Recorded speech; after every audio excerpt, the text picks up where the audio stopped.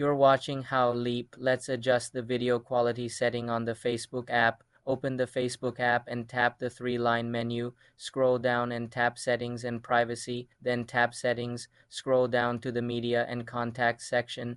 Tap Videos and Photos. Here you will find two key settings. Tap Video Default Quality.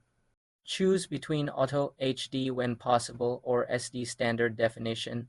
Selecting SD uses less data. Below that, tap Video Playback Settings. Enable or disable autoplay videos and choose if they should play on Wi-Fi only, Wi-Fi and mobile data, or never autoplay.